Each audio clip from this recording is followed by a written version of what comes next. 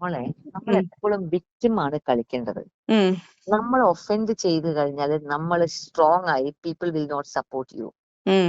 നമ്മൾ അതേപോലെ എന്നെ അവർ വിക്ടിമൈസ് ചെയ്തു എന്നതില് നമ്മൾ എന്താണ് പിന്നെ അതേപോലെ ലക്ഷ്മിപ്രിയന്റെ കാര്യത്തിൽ മായനെ കൊണ്ട് കത്തെഴുതിപ്പിച്ചു എന്ന് പറഞ്ഞത് അതെങ്ങനെയാണ് മായനെ കൊണ്ട് കത്തെഴുതിപ്പിച്ചത്? ഞാൻ കേട്ടതാണ് അവിടെ ഇരുന്നവർ ഫോൺ ചെയ്ത്.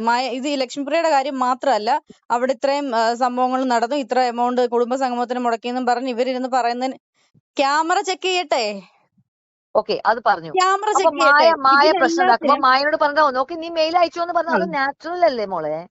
അതെ, ഇത് മെയിൽ ക്യാമറ ചെക്ക് ചെയ്യട്ടെ. ഞാൻ പറഞ്ഞതിൽ എന്തെങ്കിലും ഇവിടെ വ്യത്യാസം ഉണ്ടോന്നും ഇവര് ഈ ഓഫ് ഡേ അവിടെ വന്നിരുന്നവരെ സ്വീകരിച്ചതും ഞാൻ ചായ ഇട്ടതും ഇവരോട് ഈ കാര്യങ്ങൾ ഡിസ്കസ് ചെയ്യുന്ന ഉൾപ്പെടെ ധൈര്യമുണ്ടെങ്കിൽ ക്യാമറയിലെ ഓഡിയോ പുറത്തുവിടട്ടെ.